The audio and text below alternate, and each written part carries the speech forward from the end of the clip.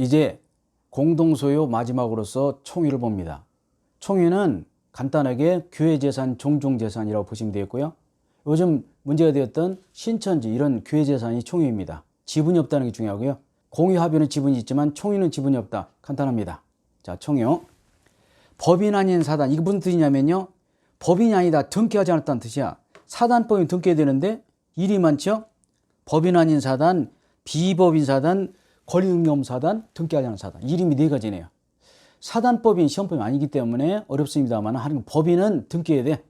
법인 아니라는 것은 등기하지 않은 사단. 법인보다는 등기하지 않은 사단이 훨씬 많습니다. 비법인 사단이. 이 법인 아닌 사단의 재산 소유 형태가 중요한데요. 지분이 없다는 거 가장 중요하고요.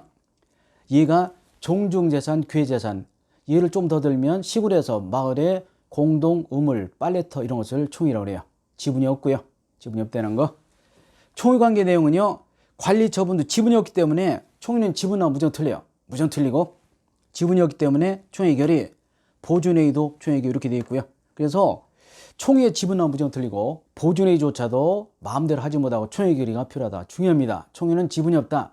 얘가 교회재산과 종중재산의 대표적이다라고 보시면 되겠고요.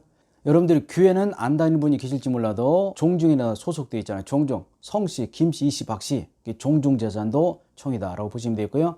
총유는 뭐가 없다고? 지분이 없다. 총유 지분이 없다. 총유 관련된 문제에서 지분하고 무조건 틀려요. 총유는 절대 지분이 없다라고 보시면 되겠고요. 자, 보존회의가 나오기 때문에 표를 한번 제가 만들어 봤습니다. 중요한 개념이고요. 보존회의는 이미 배운 적이 있습니다. 대리 경우에 대리인의 보존회의는 무제한이고 얘가 뭐라고? 보존등기 재판청구에서 시효중단 같은 거 있었죠. 보존회의는 무제한할 수 있다. 보존회의는 무제한할 수 있다. 이것이 2019년 시험에 나왔다고 했잖아요. 자, 보존회의는 대리는 무제한이다. 많죠? 뭐 보존등기 그리고 시효중단, 기한 도래한 채무의 변제, 상하기 쉬운 생선을 판단하고 이런 보존회의를 했죠. 이용 계량행위에 달리 보존회의는 무제한할 수 있다는 거 알아두시기 바라고요. 지금 우리가 배우고 있는 세 가지죠. 공유, 보존행위 각자 단독으로, 합의, 보존행위 각자 단독. 그런데 이거 보세요. 총유는 단독이 아니라 총회 결의가 필요하네.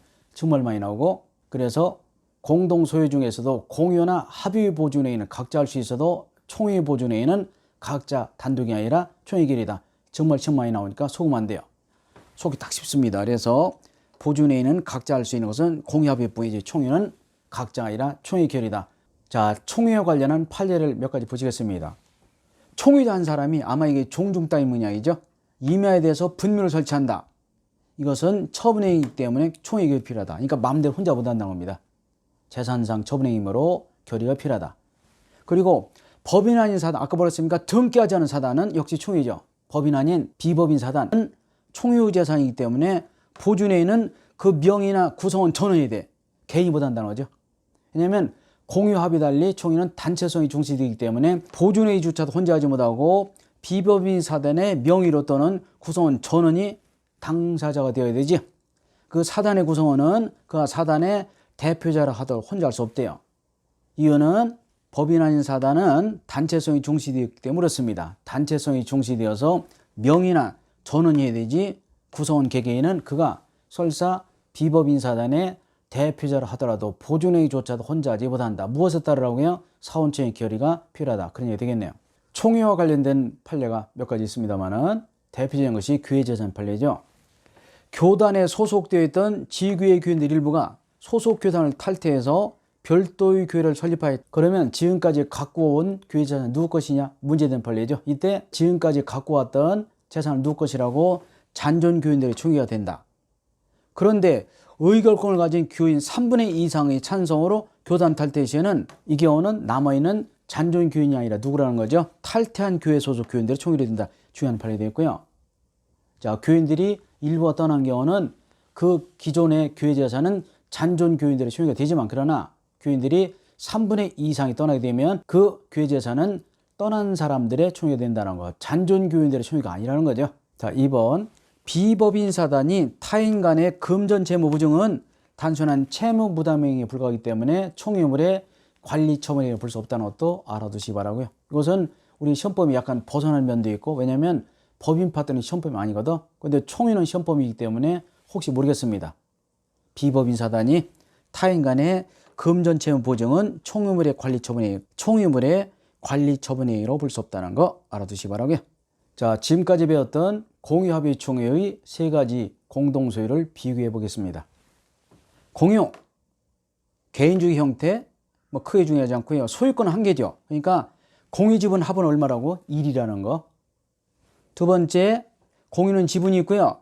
지분은 내 마음대로 처분할 수 있고 보조는 각자. 이용계획 이거 모르겠습니까? 관리행위는 공유물의 임대차 등은 지분의 과반수. 이때 지분의 과반수이지 공유자의 과반수 아니라고 했죠. 그리고 목적물의 처분 변경은 전원 등이고요. 합의의 경우는 사업이다, 동업이다, 조합이다 생각하시면서 공유와 총유의 중간 형태인데 합의 지분이 있습니다.